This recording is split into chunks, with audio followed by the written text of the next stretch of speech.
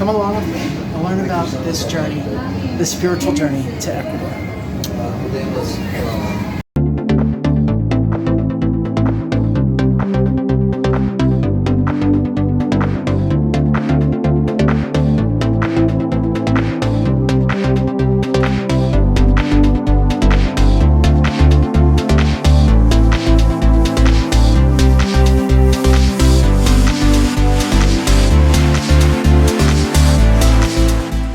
Sometimes we leave places not because we're ready, but because we have to. And that's what it was like back in 2018 when I was leaving Ecuador. I was struggling with quite a bit, you know. I love Ecuador a lot. I'm a very social, outgoing person. But in 2018, I was struggling with being stressed out with work, not having proper outlets to release all of the struggles that I was dealing with. I was getting up at like 5:30 in the morning every day, going to work around 6, working all day. Sometimes I would come home and hang out with my cats for lunch, or I would just hang out at work all day, teaching classes, grading, planning, organizing, getting things prepared for the teachers, just working really hard, you know? And it was like, I would get home, I wasn't eating all day. I was neglecting my health, neglecting my body, my mind. I didn't eat anything all day. I would get home, maybe order fast food or pizza, Chinese food, something like that. Hang out with my cats a little bit, go to bed, rinse, wash, repeat, every day. On the weekends, instead of going out and doing things, I would just hang out at home, maybe take naps all day. I guess looking back, maybe I was exhibiting signs of depression. I don't know. I was avoiding dealing with heartbreak. I had broken up with someone. Well, she broke up with me in about 2014, more or less. And instead of finding the proper outlets to deal with that, I was just, overworking myself and just shutting myself off from the rest of the world. Just locking myself in my own self-prison. I didn't go out with friends at that time. It was hard because I was in a managerial type of position. And I couldn't go out with anybody because I didn't want anybody to feel like I was showing favoritism to anybody. And I was carrying a lot of heartbreak, a lot of pain from the breakup, and I just didn't know how to handle it. I didn't have, positive community to hang out with. I didn't have my group of friends, my peeps to go hang out with to help me move past that pain. So I struggled with it, and I put myself in my own emotional prison, and I was carrying a lot. And at that time, sadly, I couldn't enjoy Ecuador the way that I had the first time I lived there. The first time I lived in Ecuador, man, went out and I met so many wonderful people. I traveled around the country quite a bit. My Spanish was pretty good. You'd be surprised. Good old Chuck had a good level of Spanish back then. But what I was in 2018, I didn't really fully have the opportunity to enjoy Ecuador the way I should have, And what I wasn't able to manage at that time, gaining weight, not being active, not going out, avoiding walking upstairs. Oh my God, at Fulbright they had two floors, and anytime I had anything to do on the second floor, I would make a cringy face I wouldn't want to go up to the second floor. It sucked. I could barely do it. I could walk halfway up and I'd feel that heaviness in my lungs, heavy breathing. It was terrible. So if you've been following my story, you know that I left Ecuador in September of 2018.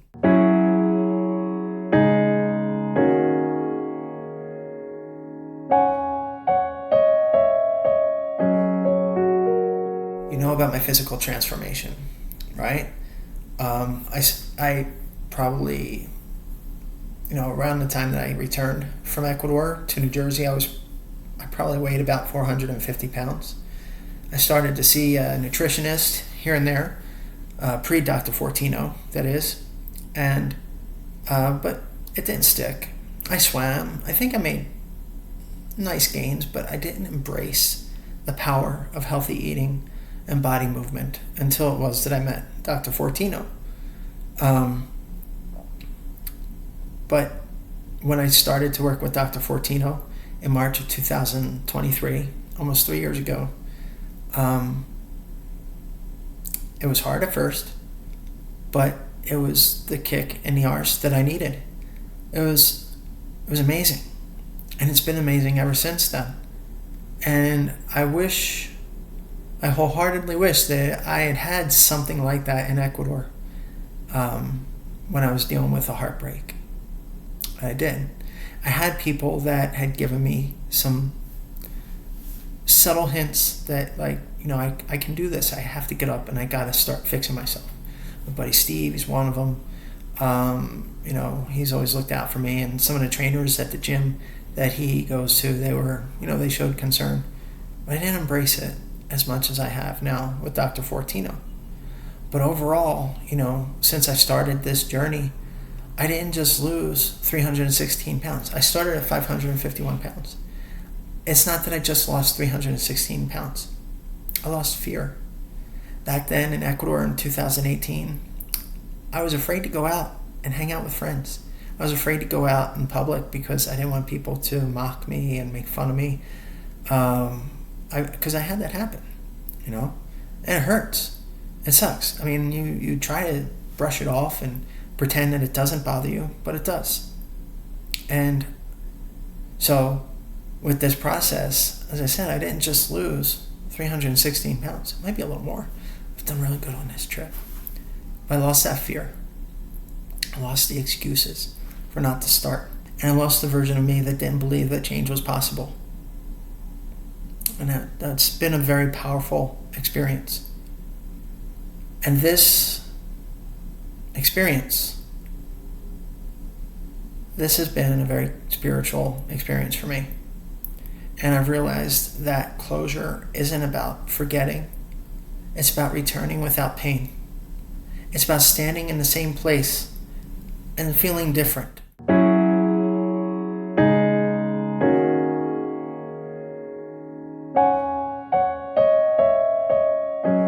I used to be here, living in this city, in my own little prison, worried about work, scared about going out, tucked away in my little cubby, my little mini suite apartment with my cats, just not having the desire to stand up and change, not believing that I could. But today, I'm here before you, a different person. I feel reborn, and I can enjoy this city now. I can enjoy this country now. To come back, I think I made a mistake of telling people I was coming back because I got invitations left and right. So many people wanted to see me one time. Others wanted to see me as much as possible. And I love having the rock star treatment. It's been amazing.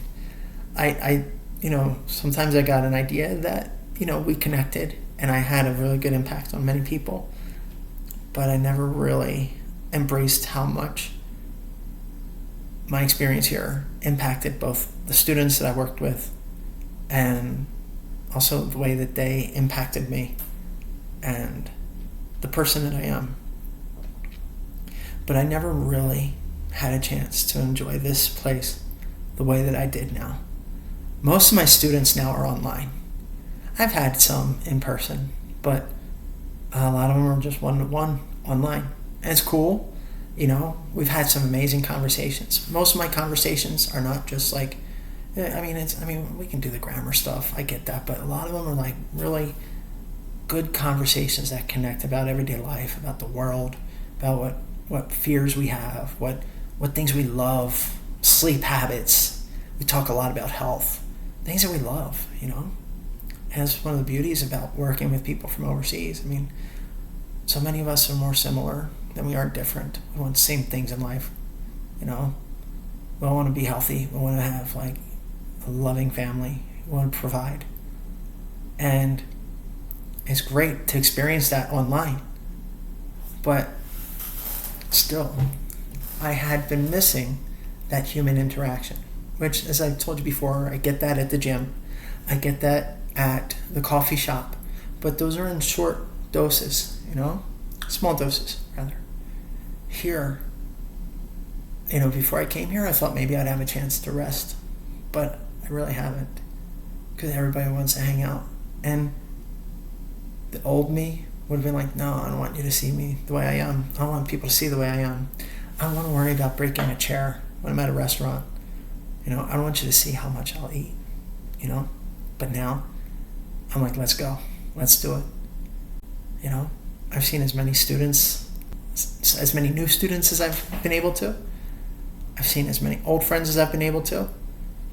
I've traveled with really cool people to the countryside, and I saw how to milk cows. I saw beautiful landscape. I walked up to the top of a crater lake. I didn't hike the whole way. I mean, it's kind of cheating, but I made it there. In the past, I didn't want to go there because I didn't want people to see how I looked, but I did it now. I felt good. I rode a horse. I went to Central Historico, downtown Quito, with one of my friends / students, and we took a tour of the domes of the cathedral. In the past, I wouldn't have been able to do that. Too many stairs. The wood, I would have worried that I would crack the wood and fall through the stairs to my demise. But now I was like, let's go. We got some great pictures. I got to learn more about my really cool student, all the great students that I was able to talk to this time. It was just amazing. This has been such a wonderful trip. Here I am in one of the rooms I'm staying at, and look at this view. I mean, this isn't even as beautiful as the view on the other side. I get that. But still, I mean, it's so cool. Yeah, I love it here. It's always been my home away from home. My second love in life. My one love. My first love is New Jersey. Everything that's up there. My family, my friends, my dogs, my cats. That's where I grew. That's where I grew up. But Ecuador was where I came to live. To feel alive. A part of me was dead that last time that I left. And it took the encouragement of my mom, my first meeting with Dr. Fortino, the constant continuation of support, and everything from my mom, my dad, my family, to get me to this point, to be here, to feel alive again. And it feels amazing. And I can't thank everybody enough for what this means to me.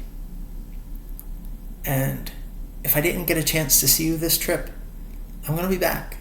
Old Chuck's going to be back. Because of all the places in the world that I would like to see. Yeah, I'd like to see quite a few places. But this place will always feel special to me. And now, because I'm a different man, I have a different heart, different mind, different spirituality, this place means something different to me on another level.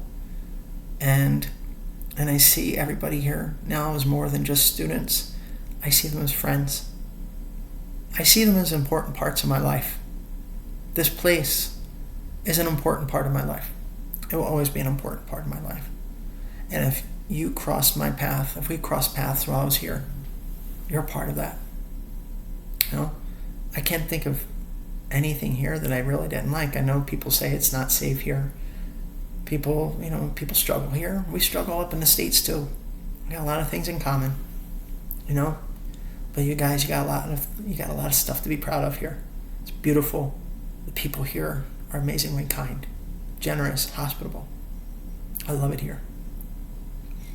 That's why it's so hard to just completely say goodbye and not look back.